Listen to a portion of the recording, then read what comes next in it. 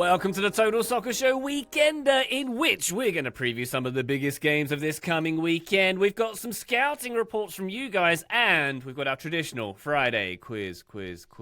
My name's Ryan Bailey. Joining me today, the Taylor Rockwell is here. Hi, Taylor. Nice to see you. Nice to see you, Ryan. I appreciate your polite introduction. It's why you'll be winning today, and it's why Joe will be losing. Oh, a three-peat. It'll be a three-peat. Is that how it's decided? Based on politeness and Joe cheating me out of points earlier, yes. Is this how it feels? Is this how it feels when I arbitrarily make choices that impact your points? I don't like this at all. I think the only solution is to do it more often. How the turntables. Graham Ruthven, hello. Hello, Ryan Bailey. What's your winning streak with the quizzes at this point? This will be a three-peat. This will be three in a row.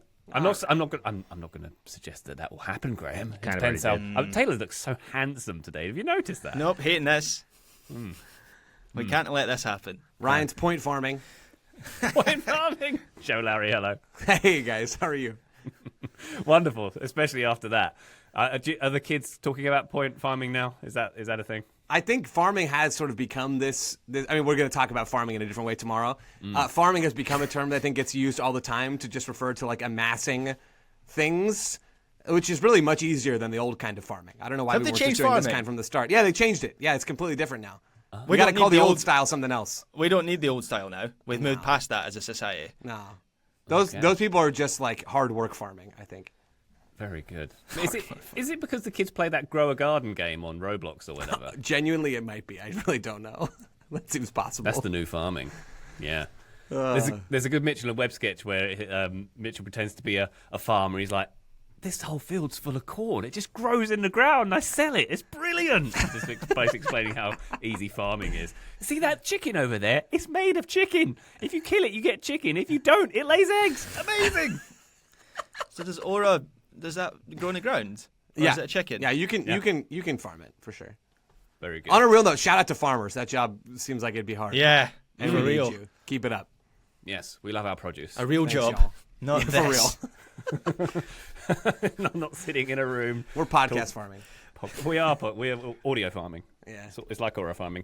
Let's go with patreon.com/Total Soccer Show is the next thing we should say, because that is the best way to support us. You'll get bonus episodes, bonus video content, and access to our Discord server where all the cool kids are hanging out. And many of those cool kids, arguably the coolest ones, are part of the TSS Scouting Network, which you can join in there. You'll be assigned a player, or you can pick a player who you want to follow for this season. You can submit scouting reports, some of which you're going to hear later in this show. So you'll get the intel on some young up-and-coming players. Graham can't hardly wait, right? Yeah, genuinely. The Scouting Network has been a lot of fun so far, and we've barely scratched the surface. I think we had one on the Patreon earlier this week. I think we've used a few on the USMNT Weekly, of course. But today we're going to have a whole bunch, so I'm looking forward to that. Excellent stuff. Patreon.com/Total Soccer Show for all that goodness and to support us. Thank you very much. Let's get to the weekend, shall we? Taylor, big one in the Premier League, sees Arsenal taking on Chelsea. Will Chelsea cause some disturbance in the title race? What are we thinking? Either that or disturbance to their own ability to finish with 11 players on the pitch, because they've not been doing that recently. They will have Fofana suspended for this one due to red card. They'll have some injuries, so too will Arsenal. But I think this is a really fascinating game, obviously because there are title implications for Arsenal, who do seem to have found a little bit more of form after the blip. But with Chelsea, there's always kind of form going out the window, but there's also a reality for Chelsea in which a loss here is a slightly big problem. Because looking at everybody else in the table or around that area, and not trying to count chickens or anything, but you've got Man City versus Leeds, which could be, who knows how that one plays out, but you would expect maybe a City victory there. Aston Villa Wolves, Manchester United Crystal Palace, Liverpool West Ham, and even Brentford Burnley. If all of those results go the way one might expect them to, with maybe the exception of Manchester United, because form goes out the window with them, if Chelsea don't win, suddenly it's 2 draws and a loss in their last 3 games. It's elimination from the League Cup by Arsenal over 2 legs. And it's just kind of inconsistent, erratic form with a new manager coming in. The narrative starts to turn from the bounce that they had when Liam Rossignol came in. So it's a really interesting game for Chelsea in that they need to get a result, maybe more so than just because they want to like knock Arsenal off their perch a little bit, could be a potential like banana skin for them, and for Arsenal the same, needing to keep like pace at the top of the league, wanting to stay ahead of Manchester City, who we would assume will be able to get past Leeds. You never know, though. You never know. But either way, I think with the way Arsenal have been playing and the way Chelsea have been playing, but then also beating themselves, I think this game could go any way, and that is what makes it so compelling to me. Sunday, 11:30 on NBC. You can catch that one. Graham, what do you think? Do things get tighter at the top after this one? It's very hard to predict what Chelsea are going to do on any given game, I think. It is. I mean, they have the quality to win this game. They also have the quality to completely implode and get another red card, their 9th red card of the season, I think it would be. It's incredible that they've had 8 players sent off in games this year. I think one key thing about this match could be the fact that if Man City beat Leeds away from home, which is they are the favourites, but it's not a given. Leeds have been very strong at home. In fact, I think they've lost only 2 of their last 14 games. They've been on a run recently, a lot harder to beat. So Man City might drop points there, but if they end up winning that match, that gap is going to be 2 points by the time Arsenal kick off against Chelsea on Sunday. And as we saw in the Wolves game, can't quite shake, as good as they were against Spurs in the North London derby, where I do think they were very impressive, and I give them a lot of credit for that. I can't quite shake how they collapsed against Wolves. What was that, like a week and a half ago, where it really did feel like the pressure got to them. And I think people are way too liberal talking about that with professional athletes at the elite level, but anyone who watched that game, that would be the conclusion. And Mikel Arteta, reading between the lines, basically accepted that they kind of lost their composure towards the end of the game. So yeah, 2 points is nothing in the title race. It's a lot less. It's much more of a narrower gap than I was expecting. Do you remember when Man City were losing away to Liverpool at Anfield? What was that, 2 weeks ago? And the gap at that point was going to be nine points between Man City and Arsenal. So it feels like a lot has changed from that point until now. And this match could be a real inflection point for both City if they get a favourable result, and also Arsenal in their chances. Yeah, and on the Arsenal front, I'm just giddy to watch more of Eberechi Eze, who I think he's been unbelievable, which I know is not a hot take, although when you search on Google, Eberechi Arsenal, one of the things that comes up is Rio Ferdinand says how to improve Eberechi Eze's game, which, I mean, that's just exactly what I want to read. I think that's exactly who Eze needs to be listening to, and that just matters a lot. So I'm glad we got that out there. Is it moved to Dubai? Presumably. I really don't know. Start shilling for FIFA? I don't know. I'm not exactly sure what it is. But, I mean, Eze has been so good recently for Arsenal, and it's fit, I think, really well and is finding himself in this team. I'm just enamored with the idea at some point of us getting a consistent run of games of Eze, sort of as that left winger / left half space guy, Odegaard in the right half space, and Saka holding the width on the right side. Like that to me feels like it could be Arsenal's final form. Maybe you have to move Rice a little bit deeper in order to make that happen, which has some knock-on effects. But Eze, I think, is giving Arteta new things he can do, and that has made Arsenal really scary. I mean, they still have some Arsenal problems that we've talked about a lot about this Arteta team, but I'll watch this game for Eze alone. Fantastic. Graham, can you tell us about the big game in Germany this weekend, please? Yeah, so just very quickly, in truth, the match I'm really looking forward to this weekend is the Old Firm derby. Graham, I asked for the big game in Germany. No, I'm doing this first. I'm getting this in first. It's a huge game. Rangers versus Celtic, huge stakes for both teams. Maybe most of all for Celtic, who have really hit the skids in their last few games. And if they were to lose this one to Rangers, you could make an argument that they are starting to fall out of the title race. Rangers have also had their wobbles, so it's a difficult one to call. Hearts will probably be hoping for a draw. But yes, for most observers, for most football fans, the Klassiker in Germany probably is the game of the weekend. It also has huge title race, or could have huge title race implications. I still feel like there's not really a title race in the Bundesliga, even though Dortmund have done a good job of just about hanging in there. There's 8 points between them at the moment, and Bayern heading into Saturday's game. They are on a winning or an unbeaten run of I actually have lost this in my notes. Of a lot. Yeah, that's where we're at. So yeah, this game is on at 12:30 Eastern on Saturday.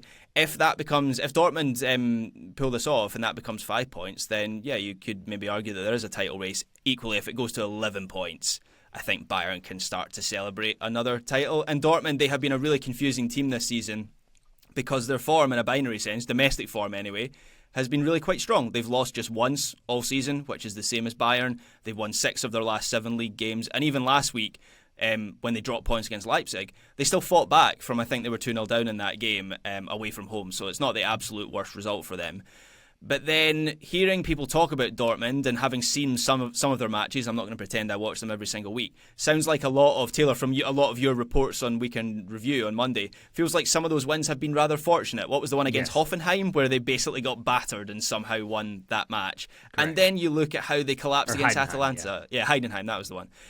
They collapsed against Atalanta in the Champions League a few days ago as well. Really difficult to get a read on how good Dortmund actually are. And then Bayern on the other side, there is a sense that this could be a really special season for them. They are quite clearly, I think, a top 3 team in Europe at this moment in time. They've scored 85 goals in 23 Bundesliga games this season, which is a joke. Like, I'm not entirely sure I've seen that before from a team in a Big 5 league. That forward line of Kane, Elise, Diaz, Musiala now that he's back, Gnabry. That's also a joke for them to have in the same team. And I keep thinking they're going to stretch that lead at the top of the table into double figures and then disappear over the horizon. It hasn't happened yet, but this is maybe the game where that does start to happen if it goes to 11 points.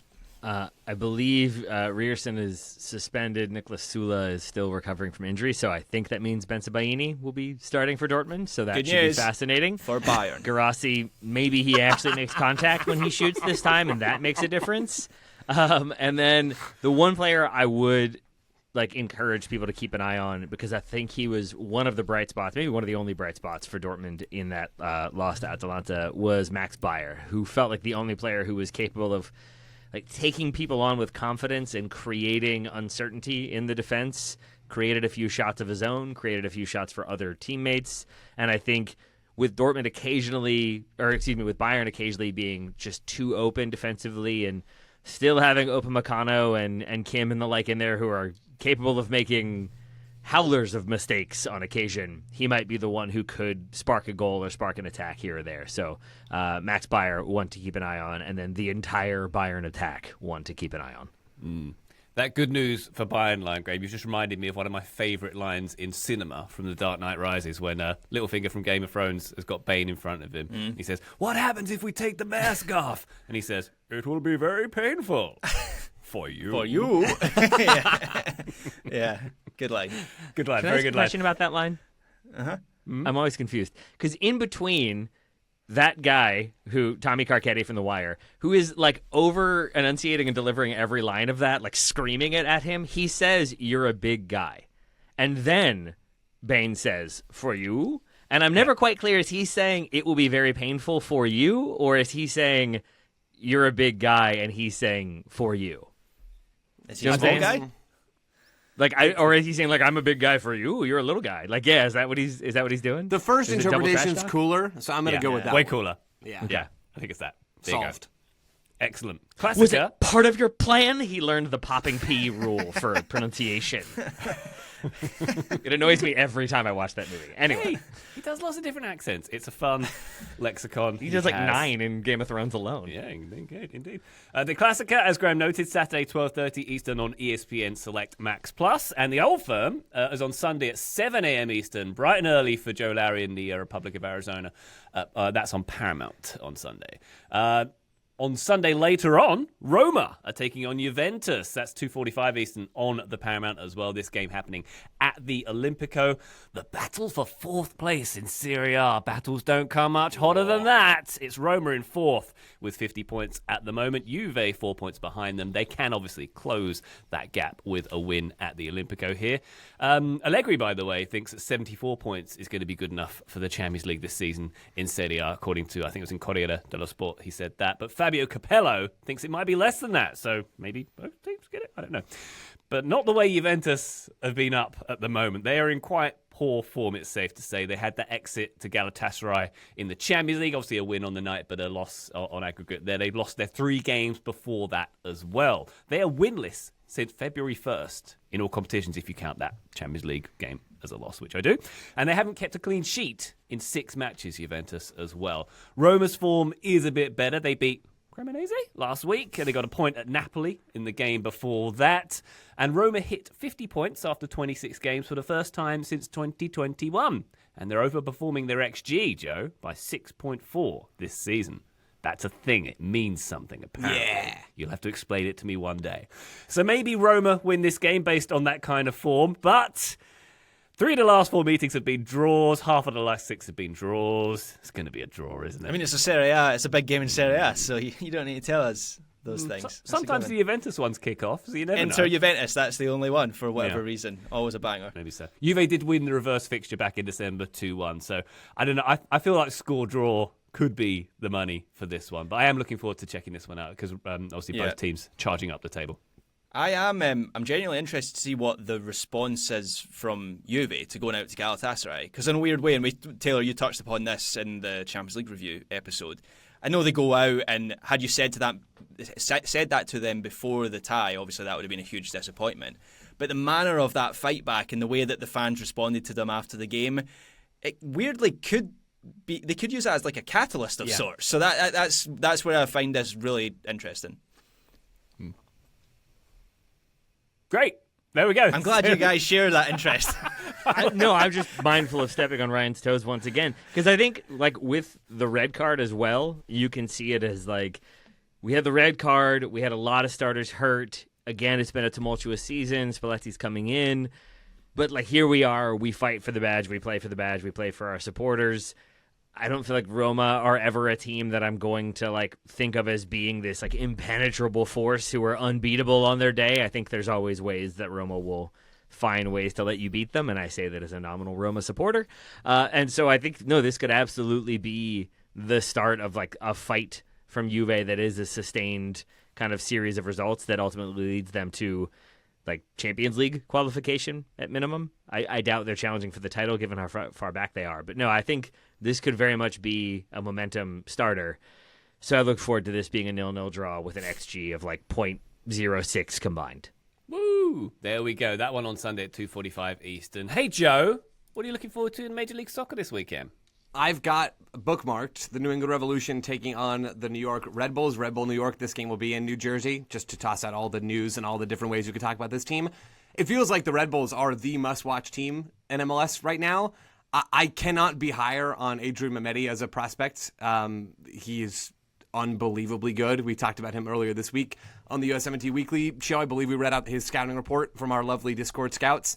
I mean, he's unreal. And if he's going to get another run out on the 6th, I'm going to be watching this game. You've got other young USers as well. Julian Hall potentially starting up top again for this team. Maybe we'll see more of Matty Dos Santos at left back. 3 young American players there. And then you also have Ronald Donkor, who might just straight up be one of the best number 8s in all of Major League Soccer. He's got some Jose Cifuentes, but maybe better about him. And I know that Cifuentes didn't do so well on his Scottish sojourn, but really was one of the best parts of that LAFC team. Donkor's got a little bit of that and a little more sauce in his game, and he's only 21 years old. And then you have the Michael Bradley of it all, which I think is an own storyline in and of itself. And then for the Revs, they were dreadful against Nashville. I don't think they're going to be a good team. But they have young American talent too, right? That's really what this game is about, and that's sort of the broader pitch. I'm going to watch this game for the Red Bulls, but I think there is a reason to watch it for all the young American players that are in this match. You've got Brooklyn Raines, who started in central midfield against Nashville on match day 1 for the Revs. You have Griffin Yao, who started on the left wing as well. And then you have the potential of seeing Peyton Miller if he's back from his calf injury. I don't know what his status is, so I don't know if we're going to see him.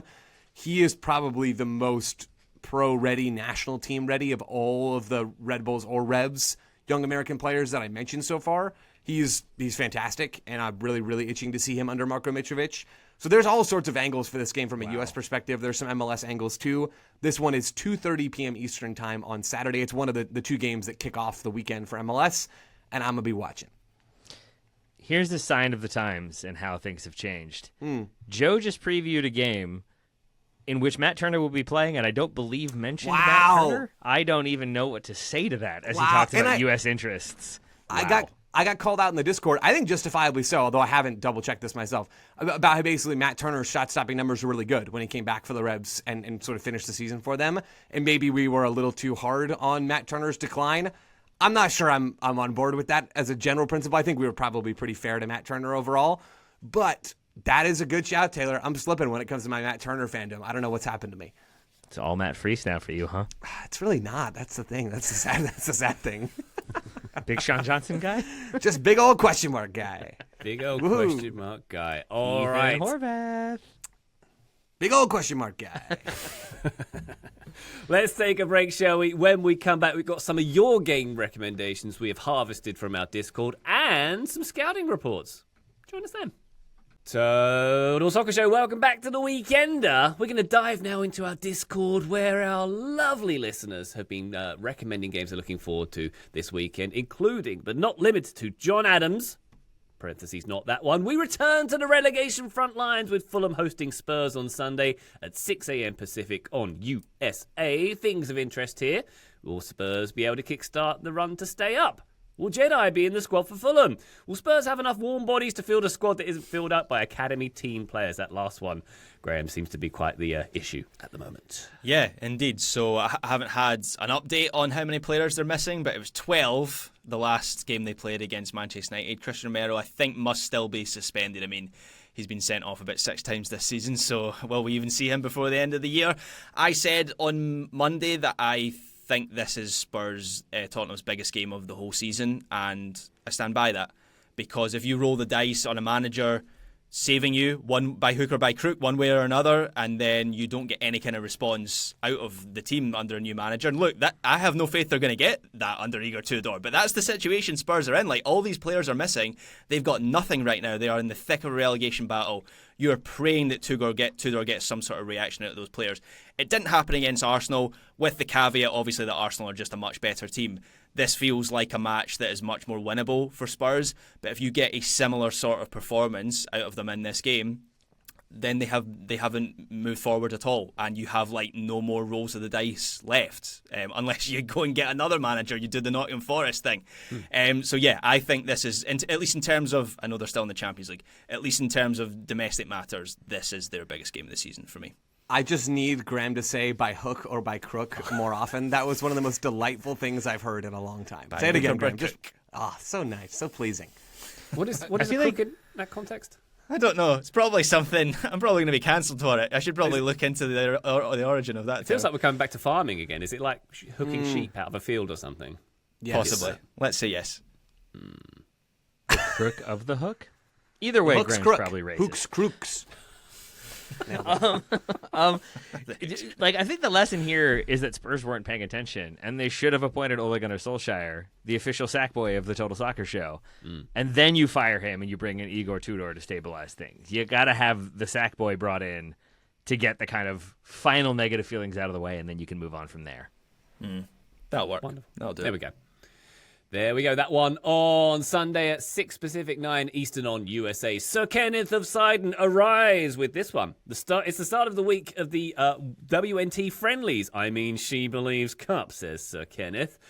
With as close to a full-strength squad as Hayes has had in a long time now, how's the depth chart shaking out? Who's solidifying their spots? With Swanson and Wilson attempting to come back soon, can any of the current attackers show them they have fully staked a claim on their starting positions? USA versus Argentina, Joe, on Sunday at 5 p.m. Eastern on the Peacock and the TNT. Will you be watching? I will. I'm stoked for these games for the women. I mean, this is Emma Hayes getting closer and closer to a real roster ahead of the World Cup, where we've seen a lot of experimentation, and there is still some experimentation here due to absences. Wilson and Swanson are, of course, the highest profile, and they are still locked-in starters, in my view, for this U.S. team when they are around the team, along with Rodman in that triple espresso front line. But there are so many fun names in this group, even without them. I'm really curious to watch Jamise Joseph, who plays for the Chicago Stars in the NWSL. There's pretty much no good reason to watch Chicago in the NWSL if you're not like absolutely locked in, because they've been a brutal team that really has a lot of organizational challenges. But Joseph, now, and I'm not just calling this out because there's a great name involved, she's amazing. Like, she is really, really good, and she's been a bright spot for that team as I think a really best as a 9 who can do a lot of very clever back-to-goal stuff and has a lot of ability even beyond that on the ball. She's somebody that I'm curious to watch in this front line. Riley Jackson is a name that I mentioned on this show before for the North Carolina Courage. She got her first call-up in the last non-FIFA window. Think of it like the men's national team's January camp that's now going to be in December. There was one of those for the women, and Jackson got her first minutes there for the U.S. and then got brought back in for this much more real camp. That's a sign that Emma Hayes believes in her, and the midfield talent is just absurd. Like Riley Jackson and Lily Johannes as two rising players for the U.S., I mean, it's ridiculous. So she's a delight to watch. And then there are two things I want to note on the back line for the U.S. there's a real left-back battle that's been going on for quite some time and was sort of formalized by Crystal Dunn officially retiring, and it really was never going to be Crystal Dunn for this next World Cup. But Lily Reel is somebody to watch for Gotham. I think she is the best of the bunch and probably should be getting those minutes. Maybe it's going to go to Avery Patterson, who was a late call-up for this window. Didn't look like she was going to be involved due to injury. She's, I think, a bit better on the right also. So I would think it would be Lily Reel. And then I just want to mention Giselle Thompson, who is probably going to be Emily Fox's understudy at right back, but she's in this camp and should certainly get minutes. I think Thompson might be the better player today, and I'm quite sure that Thompson is going to be an elite national team mainstay who does end up winning that starting job, at least before the next World Cup in 2031. She is young. She could end up being the better Thompson sister, which, I mean, Alyssa is also amazing. So it is absurd how much talent is there. And then let's pour one out for Jordan Bugg, who just, I think, came down with a hamstring injury. I forget what the injury was, but she is the next one up at center back and had to withdraw from this camp. But she is another player that I will stake my flag and say, yeah, she's going to be a national team mainstay for the next 12 years. There's so much talent in this team. It's such a fun time to be a fan of the U.S. Women's National Team. I can't wait. Excellent stuff. She Believes Cup kicking off. Gundal in our Discord is a Bayern fan, is looking forward to Der Klassiker, but also says the neutral in me will have eyes on Lens' trip to Strasbourg. That's happening. Why not? Yeah.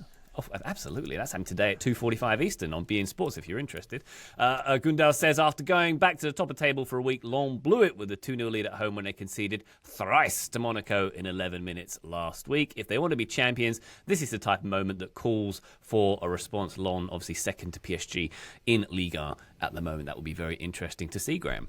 And just looking at Lens' fixtures, they've got Lyon in the Coupe de France after this game, and then I am circling that PSG game at home on April 12th. That's what I want. I still don't have like total faith that Lens can win this thing as excellent as they've been this season. So my realistic aim as like a neutral fan who just wants like chaos, I would like that game on April 12th between Lens and PSG to have like genuine stakes. For if Lens win that game, they go top of the table, because that would mean 5 games from the end of the season they would have a genuine chance of winning the title. That I just want them to get to that game and still have a shot at it. There you go. Excellent stuff. By the way, as an aside, when I was at school, we did some school exchanges, which Graham might be familiar with this. Like European countries would send kids to my school and vice versa, and you'd stay with like host families for like a few weeks. And our school had one with Strasbourg. And I didn't go on the exchange, but my abiding memory is when the French kids came over to our school, them being outraged they weren't allowed to smoke in school. And yeah, that was the whole thing. Yeah. It was the 90s, Joe. It was late 90s. Sorry you had to break that news to them. I'm sure that was rough. A difficult time. It's for your own good, French people. Come on. They might argue differently. But yeah, I'm sure they did. They would have been wrong, but I'm sure they did. They certainly did. They could have always protested. They had that going for them. Discord Stu has been in touch, also looking forward to Der Klassiker, but also says Leeds v Man City, because last time City met Leeds, they finally played the way they were built to play after they were down 2-0 in the first half. In the second half, they unleashed Big B Words FC and the back three for the first time this season, scoring 2 goals and looking like a new side. There we go. Can Leeds get an unexpected 3 points this time, Graham? So I did a preview of this match for the weekend, and yeah, I cast my mind back to that match at the Etihad where Daniel Farke made that change at half-time, and I am broadly a sort of the importance of formations is overstated sort of guy. Kind of difficult to make that argument with this Leeds United team, who have lost 2 of the 14 games they've played since that half-time at the Etihad, in this new shape where they have the kind of back five that has, I guess, like Aronson and Stack as the 2 sort of free 10s around Dominic Calvert-Lewin, who all of a sudden is the top scoring Englishman in the Premier League. So he's certainly benefited from that change. And I said it in the first segment of this show, I don't think that's a given that Man City win that match. Leeds have been really, really strong at Ellen Road. So yes, I agree with Discord Stu. This is a match of interest for sure. Excellent stuff. A couple more to go through. Shreyas, our friend Shreyas, says, might tune into the Seville derby on Sunday. That's Betis versus Sevilla, to see if anything interesting is happening there. Make a commitment, Shreyas. You will or you won't. Okay, that's Europa League champions, Betis, but sure. Sunday at 12:30 Eastern on ESPN Select Max Plus if you'd like to maybe join Shreyas for that one. And one more, Texas. Husia will be tuning into Leicester versus Norwich on Saturday as my Foxes, says Texas Husia, are currently sitting in the last relegation spot. Oh boy, that's a real top and table of the Champo there. Oh, how the Cinderella slipper has flown off this once fun club, he says. That's Saturday, 7:30 Eastern on ESPN Select Max Plus. Guys. Extra, yeah. That's a way I'm described by the kids, often, unfortunately. I believe it. More of that lingo to come on Saturday's show. We've got some scouting reports to go through. Taylor, would you like to lead us off, please? I would. I'm still reeling that you didn't make a Thompson Twins reference, Ryan, with your love of 80s pop culture. It was in here. When Joe mentioned the Thompson sisters. I saw your expression, Taylor, and was so confused. I was like, is my take really bad, or what have I missed? I didn't get it. I couldn't remember if it was the Thompson Twins or the Thompson siblings, and I had to look it up. Yeah, I had it chambered, but Joe went on too long, and I lost it, I'm afraid. So that was no insult What a to you, crime. Joe. Although you do say Jordan Bug was coming down with and didn't say a bug, and that was disappointing as well. Missed opportunities left and right. Yeah. While we're on the topic of things Joe has said, Joe, you said your stock couldn't be higher on Mehmeti, right? Mehmeti, yeah. Mehmeti, excuse me, yeah. If he came out and said the thing that Graham just said of the importance of formations and tactics is often or sometimes overstated, would that be like a new like stratosphere for you? New tier. Of enthusiasm? New tier. Yeah. 100%. Although maybe no. I think I just want the kid to show up and ball. Like I don't even want him thinking about all this other tactic. That's for nerds. He's not a nerd. He's a baller. You know. Well said. Well said, cool. Joe. All right.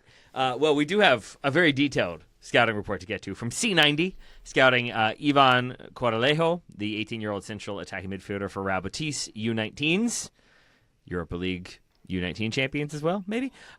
This is a very detailed scouting report. Thank you, C90, for that. It is like a full-on scouting report as though we were going to sign Coralejo, and I feel like a Tony Bloom sort of deal. Yeah, yes.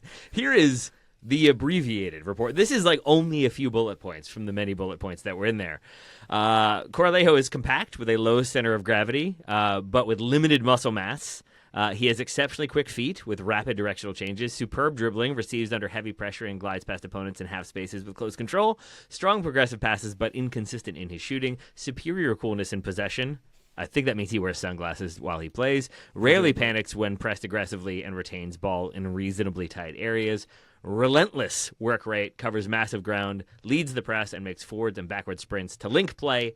8 out of 10 for his work so far. Again, that is the abbreviated report on Coralejo from C90. Thank you very much for that.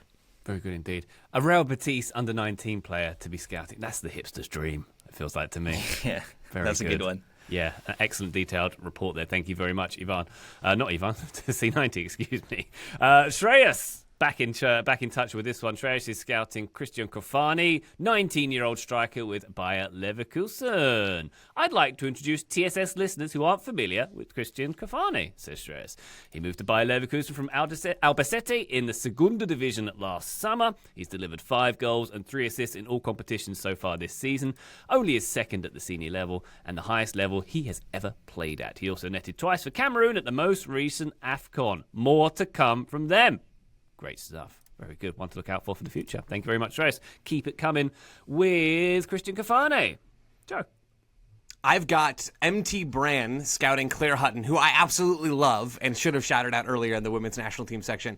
20-year-old central midfielder for Bay FC. Hello and welcome back to the TSS Scouting Network. MT Brand says, my name is MT Brand, and today we are scouting a player who just signed with Bay FC after they paid a $1.1 million transfer fee to the Kansas City Current. She was also named to the USWNT roster for the upcoming She Believes Cup and just recently celebrated her 20th birthday. You know her, you love her. Welcome midfielder Claire Hutton. I do know her, and I do love her. The scouting report rules. Excellent stuff. Just so I'm clear, Joe, Bay FC is a play on words as well as being from the Bay Area, right? What's the play? Like Bay, Bay? my Bay.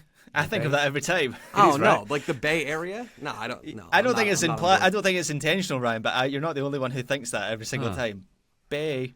It'd be good branding, right? Bay, we left Bay behind a decade ago, I think, as a society. Darn it. Now, those smoking Strasbourgian kids were saying Bay the whole time they were in. Smoking Strasbourgian kids. We all know where that's going. Bonjour, mon bear. Throw an FC on there, and that's a team name. Bars. Young boys smoking Strasbourgian kids. FC. Perfect. Graham, what you got? So I've got a report from Sir Kenny of Sidon, of course, a TSS Discord loyal. He's scouting Avery Patterson, the aforementioned Avery Patterson, who Joe mentioned earlier, an outside back for Houston Dynamo. And Kenneth says, despite being forced out of the January camp due to illness, it was still a surprise to see Avery left off of the March roster. She's in now. She's back in now. Yeah, Yay. Joe spoiled that one earlier. Despite Thanks, Joe. impactful performances for the women's national team, she appears to need to up her game for Houston this season to work her way back into Emma Hayes' good graces. Well, it seems that Patterson may have done that, and we're going to see her a little bit, or hopefully see her in the She Believes Cup. Joe, is that right? Yeah, and who knows? Like, this is a bit of a hard situation to parse because Hayes left her off the roster, noting that she wasn't really fit because there had been some sort of injury issue. So it wasn't like, hey, you're just being lazy and not doing the work. But now she is called in as an injury replacement for another player who's been injured. So I don't really know if we're supposed to believe M. Hayes' first explanation or not, or how this is all going to go down. But either way, it does seem like Hayes rates her on some level and rated her enough to want her in the squad, which I think is warranted. Excellent stuff. Taylor Rockwell, give us another one. I dare you. I shall. This one from Alex Davies, scouting Benoni Brecky Andresen, who I will definitely call Anderson at some point. 20-year-old striker for Stockport County. Alex says, I grew up close to Stockport and I'm excited to scout a player who joined Stockport County as an emerging talent on the 1st of January 2025. I did have to check to make sure that wasn't a date error. It is indeed 2025, not 2026. Benoni played for a club and then Bologna for his youth career, Breoblik, and then Bologna before returning to Iceland, where he set a league record of 21 goals in a season for KR. After making his debut in the FA Cup last season, he picked up an injury that kept him out from April until August. Might have hindered his development a little bit, but so far this season, Andresen has made 15 appearances and scored twice for Stockport County. Excellent stuff. Benoni Brecky Andresen. It's not often that someone's middle name is named after their parents' favourite meal of the day, but His brother's lunchy, I think. Different moods. dinner's on the way. Who do you guys think his dad is? Any guesses? What do you think his first name might be? Benoni.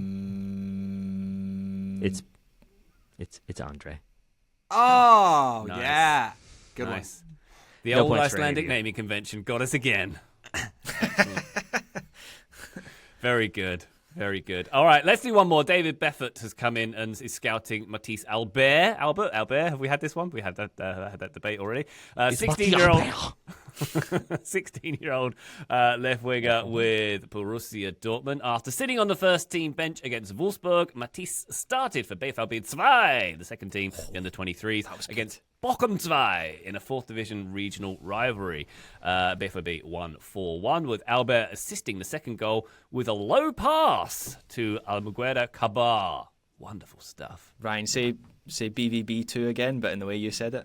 BVB 2. Oh, that's good. I like that. Now do that Icelandic club name that we all skipped in the last one. Let me see, where is it? Brealblik. That's not bad, actually. Thanks. Pass Thanks marks. very much. There you go. Any other? How does it's a D with an X like along the Yes. the top part? I don't know what that letter is. It's whatever Ryan said. Brealblik? Nailed it. Sounds like some furniture you would purchase at a large blue store. Walmart? Yeah, Walmart. Yeah, that's right. Very good. One more quick break, and when we come back, quiz time. Join us then. Total Soccer Show, this is the Weekender, and this is the point of the Weekender where we hand the reins to Mr. Taylor Rockwell, who's going to ask us questions we will try to answer. Here we go. I'm very excited for this week. We have a lot of questions about one game that I did not expect to be the focal point of this quiz, but that's the way it plays out. As always, some of these are about the games to come, some of them about things that were discussed this week. And we're going to start with one who came up, and I almost said it when we were recording, and then I thought, no, we will save it for the quiz. Nani came up when we were discussing Orlando City and Major League Soccer. Nani came out of retirement in January 2026 to play for Oktobe, a club located in what country, Joe Lowry? Oh, no. I'm going to give you all... This was a headline in my newsletter a few weeks ago and I've forgotten. Yes. Good. So That could have gone excited. either way. All right, I'm going to give you all a chance to guess, and then there will be clues. Does anybody want to throw out a guess, and we can go that way? Yeah. Joe, Buzz, Taiwan. Yes, Joe. Where? Taiwan.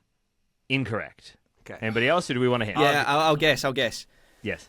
Azerbaijan. I'll guess. Yeah. Because I do read every word of Graham's newsletters. I believe it's Morocco. No, it's not Morocco. Nice try, liar. Hint number 1. They play in Europe, but won't be at the World Cup.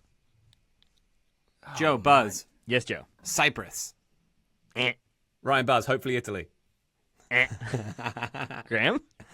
I can't believe this. This was like the main story go. in my newsletter a few weeks ago. Where did he go? Joe, I need you to get your buzz ready, because this will potentially give it away for Graham. Hint number 2, it's a stan. Joe, Buzz. Yes, Joe. Kazakhstan. Yeah. Point to Joe. Kazakhstan is correct. I'm not happy with myself more than anything else. You shouldn't. I don't believe he's made an appearance yet, but yes, Nani is back. Is there a for story Kazakhstan. there, Graham? What's the deal? Like, I mean, doesn't obviously remember. the story Graham that's doesn't crazy, remember. but Hooky do Crooky you know why Ruffin that doesn't happens? remember. Yeah, I think it's just paid him a lot of money, and he can't stop playing for clubs. So Good for him, man. Why I not? think it's like 17 in his career or something at this point. He just can't stop. Nice. Got to get as many clubs as the number on the back of your shirt, right? That's the whole thing. Is the uniform the lime green onesie thing from? I was making a Borat joke. Sorry. There it is. It took me a minute. One, you mean man. what's it called? This is a great Mankini? segment for me. Mankini, there we go. Mankini. The green Mankini. Point for Ryan for knowing it was a Mankini? No. 1 point for Joe. We go to the second question. This one just was me wondering which countries have been represented by clubs before and which ones have not. So, which country has more caps for Real Madrid? As in, which country has had the most player, or which player has from that country has played the most minutes for Real Madrid? Here you go: Japan, the Dominican Republic, Switzerland, Togo, or Australia.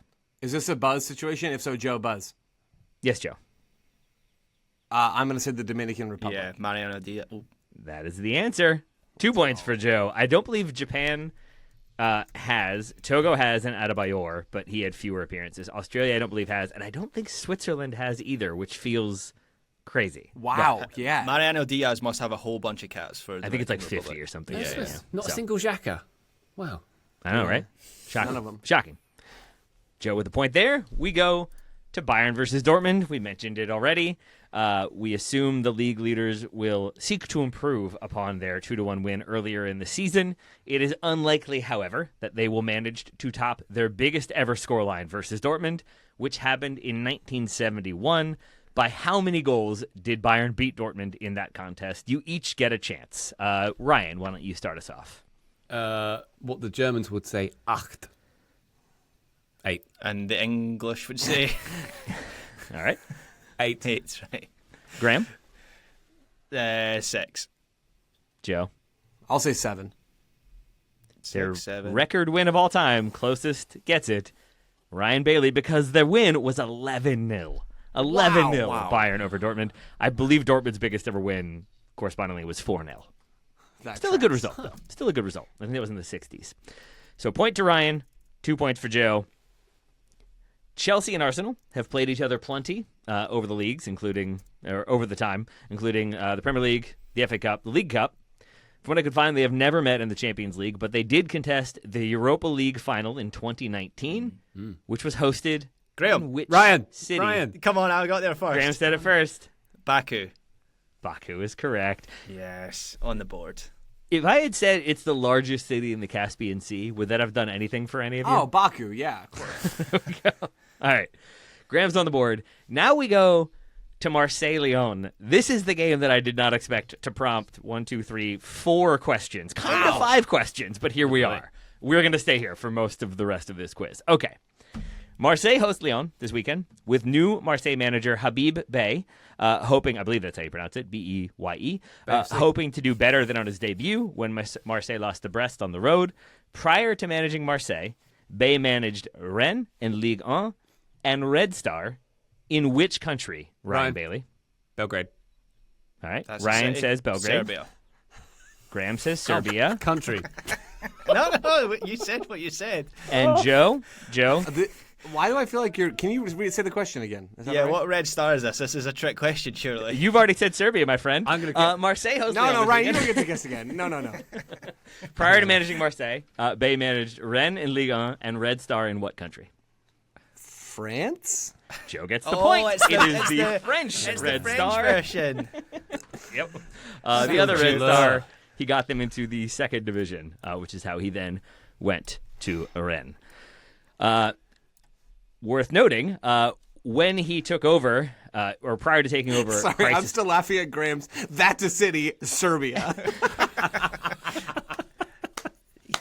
Take no prisoners in these quizzes. Oh, it was good. Sorry, keep going, Taylor. I'm so happy the way that worked out. I thought it might have been 1 to 1. like a Yugoslavia trick as well. Can't win them all. I'm very tricky. Prior to taking over Crisis Club Marseille, Bay took over Crisis Club Rennes, then in the relegation zone following the departure of which former Marseille manager? Any guesses? I'll give you Say some that one clues. again? Can you say that one again? Sorry. Okay.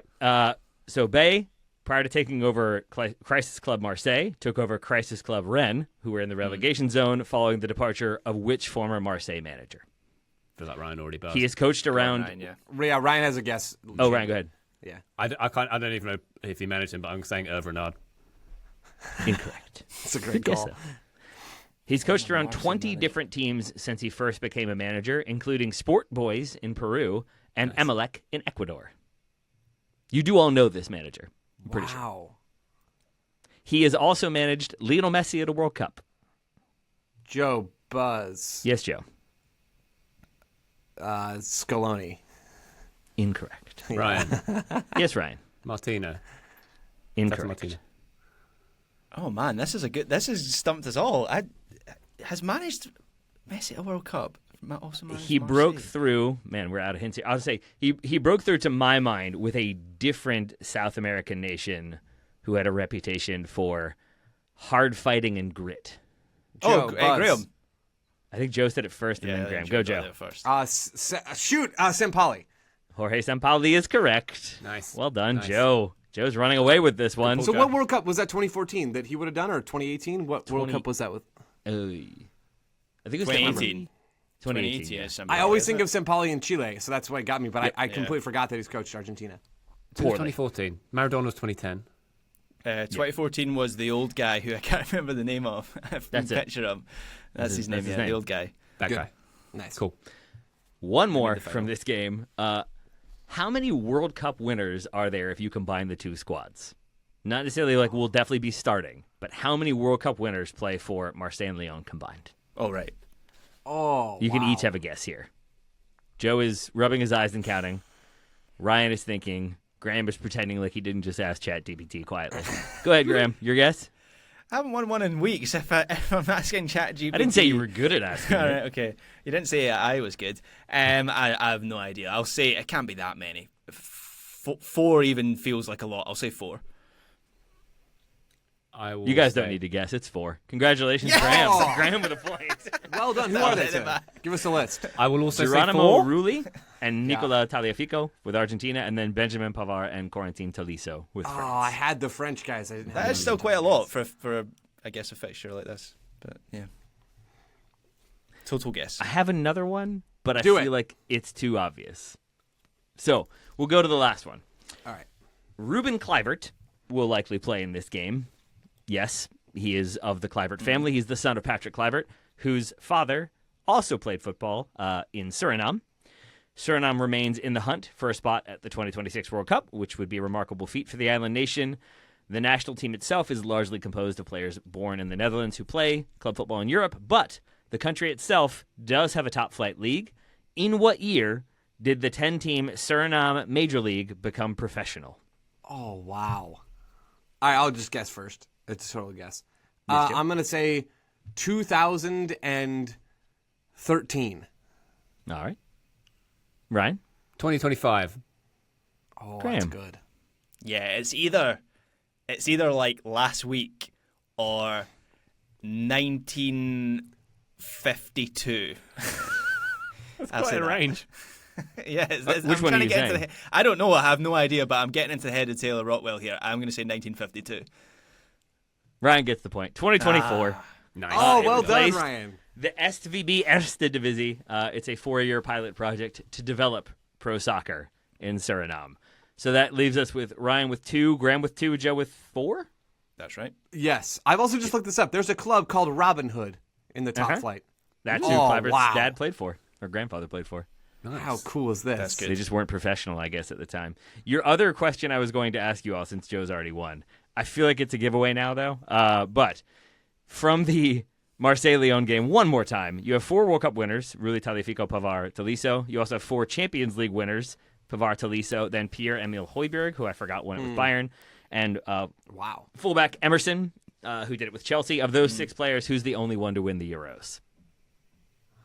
Emerson, surely, with Italy. Right, because once you do the math on who played where, you realize that really quickly. I thought it would be trickier because he is born in Brazil, to our dual nationals question from earlier in the week, but played for Italy. He played for Brazil's U17s, then switched to play for Italy, won the Euros with Italy. A point for Graham even, but Joe still wins. Congratulations, Wow. Joe, even if you cheaply didn't give me my point earlier. You can I have this regret one. that action, Taylor, and I You thank don't. you for how gracious you've been to still award me all these points. I'm just honored to be here. To break Ryan Bailey's winning streak, nothing could make me happier. I'm glad And it was that's you, a- Joe. I'm glad it was you. Oh, That's a thanks for victory saying for us all. All right. Thank you very much, Taylor Rodwell, for My hosting pleasure. the quiz. As always, you did a terrific job. I hope you enjoyed that. Listening along, dear listener, as well. That is it for the weekend. That is it for the week. Well, it's not it for the week, actually, because you'll find our listener questions hitting the feed with young person terms and much more on Saturday morning. But for now, Taylor Rodwell, thank you very much indeed. My pleasure, and thank you. Joe Larry, congratulations again and well done. Thank you. Hey, thanks, Ryan. Graham Ruthen, thank you kindly, sir. Thank you, Ryan Bailey. And listener, thank you very much for joining us on this one. We'll be back on the feed terribly shortly. But for now, bye!